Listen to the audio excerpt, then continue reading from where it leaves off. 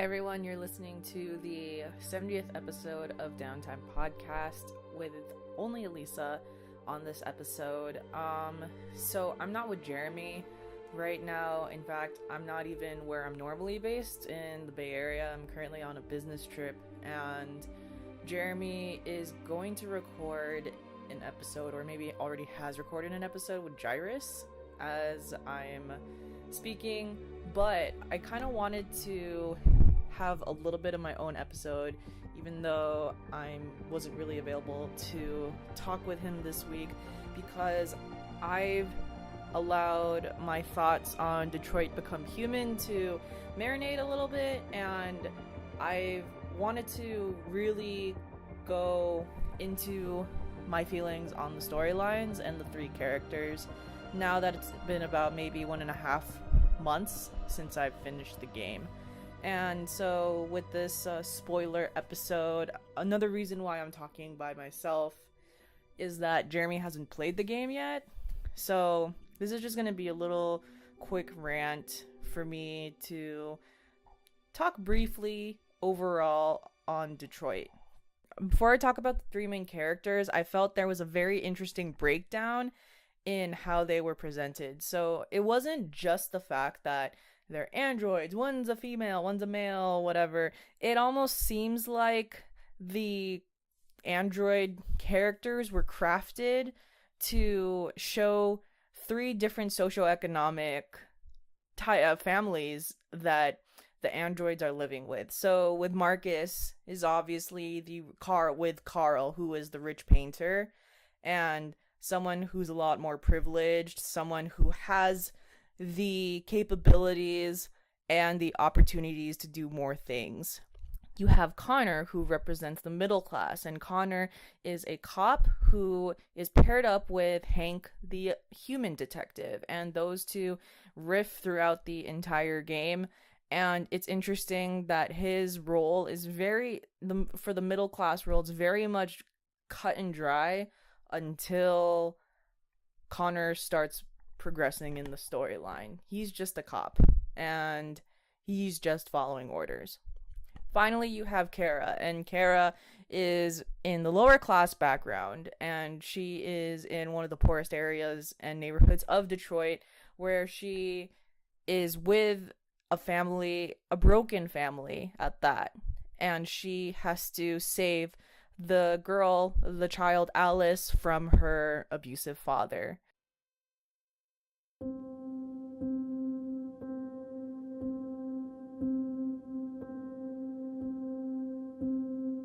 And Marcus is a android who assists a painter named Carl. And Carl at some point is trying to get Carl to feel something. Basically reach this point where he's a free thinker. And in context of Detroit, either you are strictly just following what you're made for, your android self, what you're programmed to do, and that's just your regular self.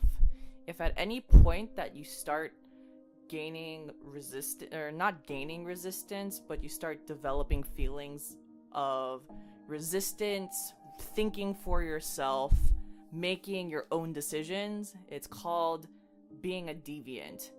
Marcus is, right off the bat, kind of easier to move towards becoming a deviant compared to the other two characters. And I think they made it that way, one, because the character is an artist. Like, in his house, Marcus has a chance to play the piano. Marcus actually does play the piano too in one of the later scenes, and he just has that type of exposure. So I just wanted to say that when I was doing the storyline, there were a lot of times where I actually thought I fucked up Marcus's storyline. When I play games like this, I'm really trying to go for the best possible storyline, whether that means being completely OCD in making sure that I've tried to see every single little detail and investigate every single thing, or just sometimes I have to pause the game and I have to think like, wow, what am I gonna do right now? Because I don't want any character to die. Well, this game was interesting because I swear to God, I had everyone die at least, except with the exception of Kara. Every um every freaking android died at least once, and I thought that I messed it up, and it turns out it was just part of the storyline. So, I actually died when you have the option of punching Carl's son or not when you have the fight about what it means to be an android or and what have you, and Carl giving preferential treatment to Marcus. And the reason I did that is because I thought I was supposed to be a pacifist. And I mean, obviously, like, I would have loved to punch his son in the face because he was being an asshole, but I thought that the good route was for me to be peaceful. And it turns out it wasn't. I fucking died. I got shot by one of the cops after that entire situation happened because they took his son's side versus my side. So one of the scenes that stuck out to me was I got the scene where I'm disassembled in the dump. I'm all the robot dump.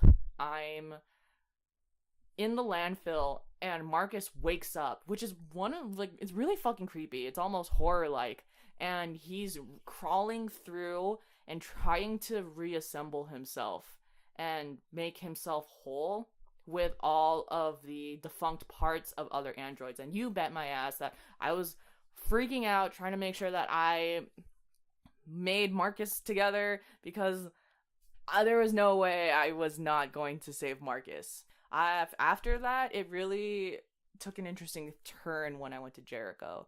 And I'll tell you this, I fucked up Jericho too, because Jericho being the ship area where a lot of deviant androids are coming together and trying to live a peaceful world without humans.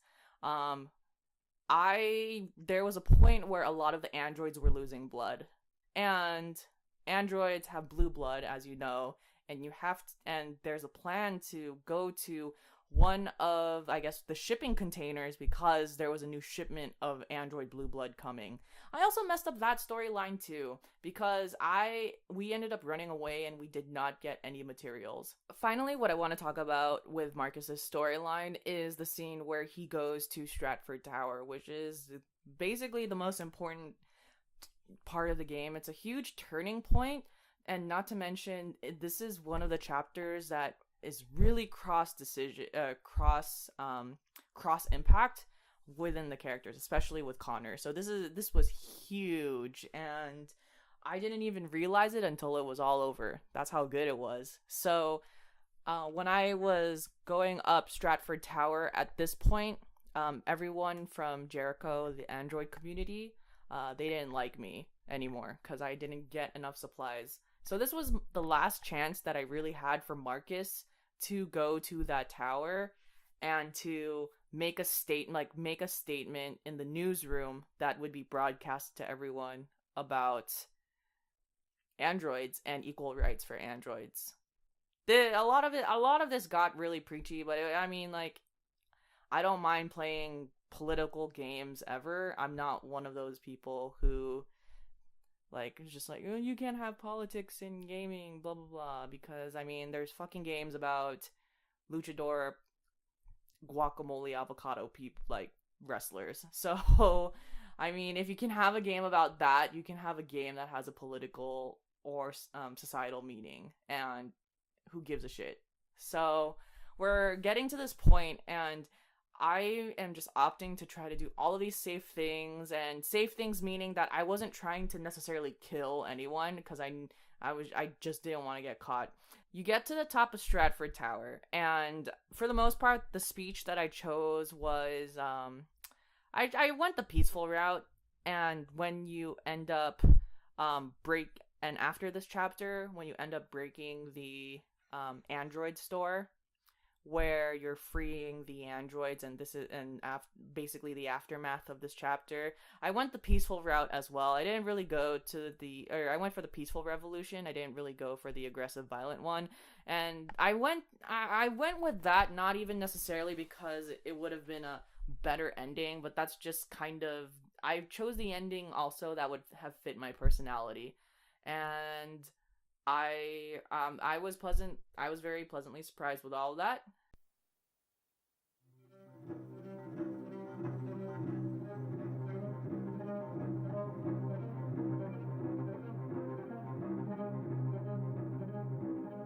So I'll stop there, and I'll go on to the next character, Kara. And I really liked Kara's storyline because compared to Marcus's storyline, which is much more mission-driven, I would say. Mission-driven in a sense that it was more of freeing an entire community, an entire race of androids.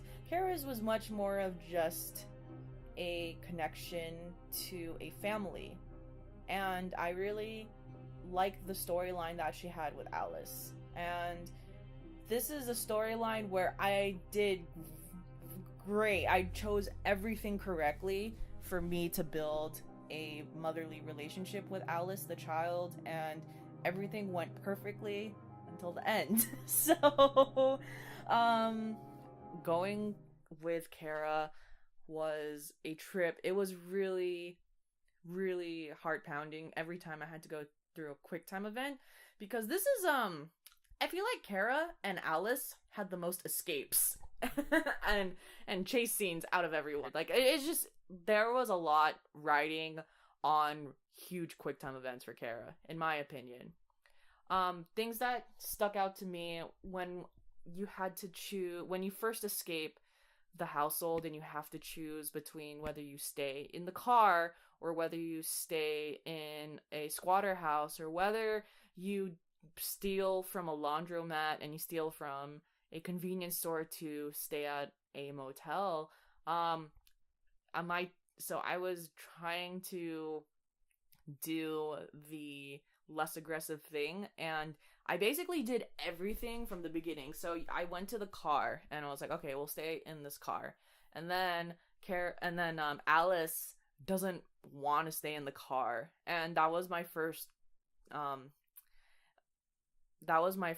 realization that, oh shit, like, I can't just choose the easy way, because I don't think Kara's gonna build a relationship with Alice. So it had to do with the house. So you either had to stay in the house or you had to just pull the whole ruse to get into the motel.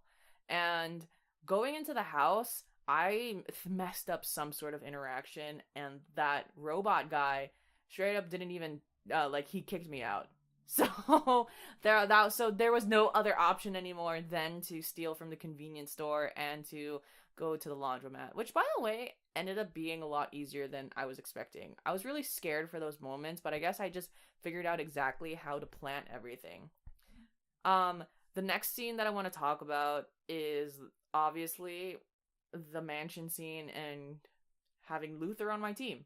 Luther is definitely one of my favorite side characters of the game, and I really enjoyed a lot of the interactions that he has with Kara, so I was really excited. Last but not least, you cannot talk about Kara's storyline without talking about Pirate's Cove, which, in my opinion, was the best chapter of the game by far. So at this point, you have Luther, you have Kara, and you have Alice, and we're just trying to make our way north, and it's a blizzard, as you can imagine, and in winter Detroit, we stay at an amusement park called Pirate's Cove, and so we just choose we squat there. And this is a part where you're really starting to become a family, and with Luther too. So Alice is starting to also develop trust with Luther. You yourself are trying to develop a trust with Luther. One of the reasons why I really liked Pirate Cove is because there's an ambush where you're in the house, you're squatting, that there's like a bunch of android robots. They all look the same. They're called, I think, Jerrys. So they're Jerry robots, and Jerry, he's just trying to see like who these three people are, and you think that they're about to attack you. But it turns out that Jerry and all the Jerry robots, they're androids specifically for working at the theme park. So they just woke up because they realized someone was at the theme park for the first time in a long time, because the theme park was abandoned. And Jerry ends up becoming friends with you, and he sets up the carousel for Alice to ride. And the scene ends where it's the Detroit blizzard and all these androids are together and they're all just watching Alice enjoy the carousel. And that was an incredible storyline. Like, that was that was wonderful. I loved that scene so much. And I'm really happy that I was able to get to that point too. Like, I'm happy that I didn't kill Jerry or anything like that, or else that would have never happened. Kara's moment becoming a deviant is helping Alice escape the abusive household. So with Marcus and Kara, you have these two moments of becoming deviants and really gaining free will right at the beginning of their storylines. Connor's turning point to become a deviant doesn't happen until way in the end. And I like that because with his very rigid personality, it just kind of goes to show that, you know, like, there's some machines that'll take a while to develop such an artificial intelligence, and I like that. And I also like that how with his conversation with Hank and learning more about Hank, that he starts developing these conclusions for himself, and eventually you make the choices in the end that you do, and it really, as you can probably tell, I got a really good ending with I think in the grand scheme of everything, I probably got the best possible ending you can get with Connor, where the other two characters are varying degrees of like, oh, okay, this is all right.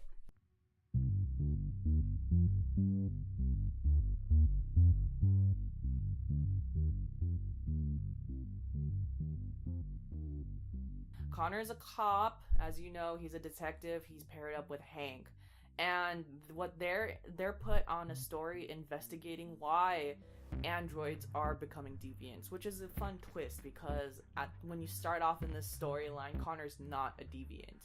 The way Connor's storyline works is there's 4 to 5 android investigations you have to go to, and after these investigation ends, Connor, in his simulation, he meets with his boss or his supervisor, who's also an android, and the android is coaching you throughout the entire time, and this android chief is also just making sure that you're staying on track with your task.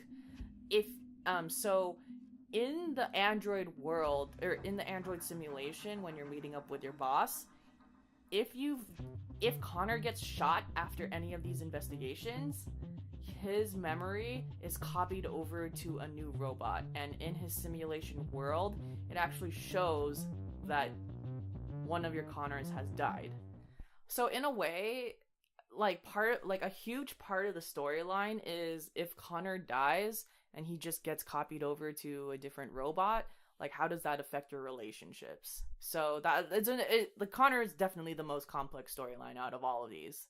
All of these cases that you're investigating are collecting evidences which are important in the end. And if you don't capture the suspect or take them down in some way, then you don't get any evidence from that scene, any real evidence that's important from that scene. Another angle is you figuring out Hank. And that was one of my favorite things, because there was a lot of instances such as freaking Connor is trying to break into the house when he's late for one of the investigations because Hank freaking overslept and he's really drunk. So we're breaking into his house, and then he has like this huge... So Hank owns this really huge dog named Sumo, and he's basically the best dog ever. And it's also a scene... This is also a very important cross-chapter scene, and probably the most important chapter for Connor, in my opinion. Because if this is a scene where you're at Hank's house, and you're just looking at all of his stuff, and you're trying to figure out who Hank is. If you look on the dining table of that scene, you'll see that Hank used to have a son named Cole, and Cole's now deceased. If you don't find that picture of Cole, then you don't get the best possible ending, I don't think, at least. But at least for my playthrough, you don't get what you need if you don't find this picture. So this was one of the only few times in the storyline where I was able to investigate everything that was in an area, and I was able to look at everything and put a lot of pieces together, which is good because because throughout the storyline I was having a very difficult time getting things in a timely manner. So I was very happy that that I got everything in Hank's house, and especially happy towards the end. So in the Stratford Tower, where Marcus is giving his speech, he's accompanied by 3 of the main leaders of Jericho, the android community, which is Josh North, who ends up being a love interest, and then not Simon, Simon, actually, yeah, his name's Simon. So this fucking guy Simon, after you finish the speech in Stratford Tower, that's when the cops break in for the first time. Now, the cops, obviously, this is a quick time event where you're trying to escape them, and the only place you can go is the rooftop. So you're trying to escape to the rooftop, and if you mess up something, Simon actually gets shot, and Simon's leg gets shot, and his blood is on one of the TV screens, so he can be traced back. So we're running to the rooftop, and Simon can't walk anymore.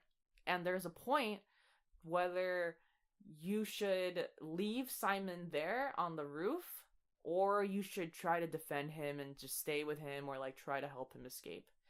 And I end up choosing that to leave Simon on the roof. And I regret it. I really regret it at the time because I just didn't know what to expect. And obviously I didn't want to leave him there. But it was just like, I think I was really low on time, and that was just the best possible thing that I can do in that moment. Connor gets to Stratford Tower to do an investigation. And I unknowingly do something that benefits everyone in the end. Looking at everything, and there comes a point where you have 2 choices of rooms that you need to go into. You either go to the kitchen or you go to the rooftop. The rooftop is currently where Simon is trying to hide. And my thinking when you're choosing these 2 places is, I should do the kitchen first because the kitchen is currently on this floor. And if I just go straight to the rooftop, I won't be able to investigate the kitchen. So what I was thinking was, if you investigate the kitchen, then you can investigate everything in the end. And I was wrong in like the best way possible. What ends up happening is when I'm investigating in the kitchen, I'm investigating 3 security guards, and I'm trying to have them tell me who Marcus is and like if they saw Marcus. So one of those security guards ends up becoming a deviant after Marcus's speech, and he ends up basically escaping. So I'm chasing down this security guard. I don't even remember exactly what I did anymore, but I made a choice where I was able to save Hank. And on top of that, I was also able to save a cop who was in the first chapter of Detroit. All of this happens, and I'm not able to go to the roof anymore. And at first, I thought that, I messed up. I should have chosen the roof because Simon was there. And I went to the kitchen, and that was the wrong decision, and all of these things. But it turns out, because I didn't go to the rooftop, Simon was able to escape. And because Simon was able to escape, he was able to help Marcus in the next chapter.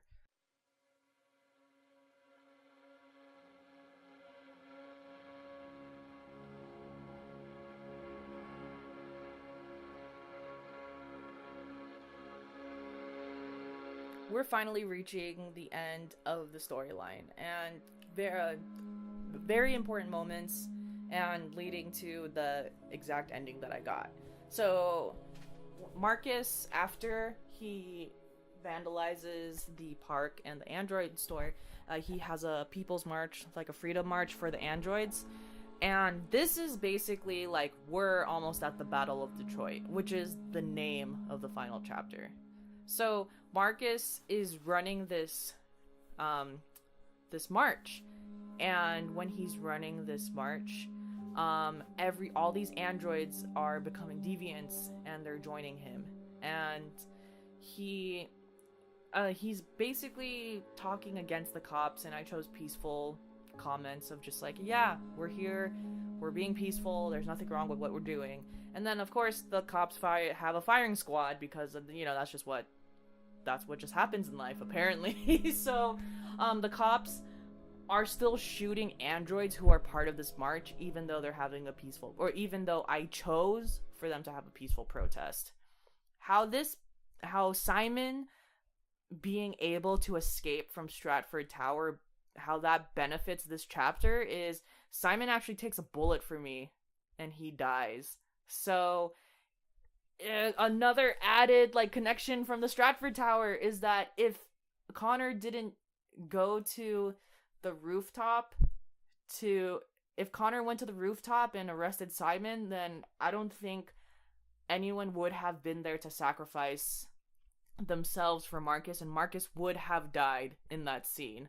So basically, I saved Simon to save Marcus, but I was really happy that happened. And on Connor's side, Connor and Hank are closing in on this investigation about androids, and they visit the creator of the CyberLife robot. CyberLife is the name of the company that creates all these androids. So we're meeting him for the first time, and we're talking to him about deviance and asking him questions basically about, like, at what's the point, at one point do these androids gain all this enough information to make free will on their own. And there's a lot of points, but long story short is this scene is basically the final scene before Connor chooses whether to become a deviant or not. And this is a scene where Connor is challenged to shoot someone, and it's one of the most emotional scenes of the game for me, because I was just like, what the fuck's going on right now? This is crazy. And Connor, like, at this point, Connor's really being broken down into becoming a deviant, and I'm also actively choosing him to become a deviant towards the end. So I end up not shooting the maid receptionist, and we end up leaving the house, and Hank his trust for me is now at 100%. We're back at the police station, and the chief removes Hank and Connor from this case. And it was a huge deal, and basically, like, Connor and Hank are extremely discouraged at this point. So Hank, because he's my friend now, creates a diversion for me. And he creates a diversion by freaking punching the chief. And so Connor sneaks into the evidence room of all the android stuff that he's found. And he needs to figure out basically the androids who are becoming deviants. Like, where is the starting point? Where is this all coming from? And this is where I thought I fucked up, because since I had not captured a lot of the suspects, and since I wasn't really getting evidences, it was really, really difficult at first for me to figure out on the evidence line, like, how to put it all together. So the security officer who I shot, I wasn't able to get evidence off of him, but what I was supposed to do was I was supposed to take a part from the first android that I killed in chapter 1 and put it into his body, and then he will tell me where the final thing is. And so I did that, and then finally I figured out the root of deviancy, and I figured out the case, and everything could finally move forward, which is Jericho. All of this evidences led to Jericho, which leads to almost the Battle of Detroit. And I'll talk about Connor's story. So basically, Marcus's storyline just has to do with him pulling the protest, and news reporters are there, and like the army's there. Basically, everyone's trying to stop this protest, even though it's like pretty peaceful. And there's even a point where they actually attack all the androids, and it's kind of crazy. But my love interest with North, they finally start understanding the androids and the emotions and the feelings that they develop, because I end up kissing North. And that was a scene that showed like, oh, androids love and they're capable of these feelings. I liked it when I first watched it, but when I was thinking back at it, I was like, oh, that was okay, but I don't think it was my favorite way that could have ended. I don't really have an idea, though, of how I would have wanted that protest to end, though. With Kara's storyline, the plot twist is that Alice was an android the entire time. And I know some people suspected it, and other people like me were very shocked to realize that. But it all made sense. Kara is trying to feed Alice food, but Alice will always say that, like, she's not in the mood or she's not hungry. And that was what Luther was trying to tell me this entire time, that Alice was a child android that was adopted by the abusive father because they wanted a kid. And then this is where the storyline for Kara goes downhill because I fucked up. So when you're finally escaping the border of Canada, you have two options. So you either have an option to, one, take a boat, or two, take the bus. If you take the bus, everyone lives. If you take the boat, Luther dies. And I fucking took the boat because I thought that was what I was supposed to do. It wasn't. It was not what I was supposed to do. I was so upset that Luther, there was a point where I was playing this game and I was like, just take Alice instead. I don't want Luther to die. Oh my god. Luther dies because he has to get off the boat because the boat's becoming too heavy and it's sinking because a coastal guard shoots the boat. It was one of the most frustrating things ever. And seeing Luther float away, was so disappointing. Yeah, I was so unsatisfied with Kara's ending. I was so upset. Finally, we end this with Connor. And Connor, because Connor turns into a deviant now, he's helping Marcus with his protest. And one of the ways that he's going to help Marcus with his protest is by freeing all of the androids that look like Connor in Cyberlife. So he sneaks into Cyberlife and he's about to unlock the password for freeing everyone until a Connor robot who looks like me has Hank hostage. He brings Hank hostage, and Hank is like, who's the real Connor? Blah, blah, blah. And I was like, oh, fucking hell. So all of this is happening, and I'm getting into a huge QuickTime event fight with my clone, which leads to this point where Hank pulls out a gun, and he's like, I'm gonna figure out who the real Connor is, and I'm gonna shoot the imposter. And I'm just like, oh, fucking hell, this better be good. So this was one of the most intense scenes because this was the true test, in my opinion, of whether or not I saw everything that I needed to see with Hank's character. And thank God that I did, because the final important question, so he asked two pivotal questions. What was his dog's name and what was his son's name? And I was like, yes, bitch, I know what both of them are. Like, I knew it. I was like, yes, I did it. I was so happy when I knew that, like, this is it. This is happening. I'm pretty sure I got the best storyline, and this is, oh my god, it was so satisfying knowing that. So to sum up the storyline that I got, Marcus was able to lead a successful protest with Connor, who has now developed a friendship with Hank and was able to become a deviant. And Kara was able to cross the border with Canada, but sans Luther, who ends up dying. What else is there to talk about? Yeah, I really enjoyed the storyline a lot. This is a game that I definitely want 100%, just because it's really easy to 100% Quantic Dream games like that. You can start chapters at any point, and you just have to play through all the endings. So the final scene of this game is Hank is at the chicken joint, which is closed, and Connor meets up with him, and they hug, and I was like, fuck yeah, friendship. And that's probably, I guess, all I have to talk about. So let's end this podcast here. Thank you for listening to this deep dive of Detroit.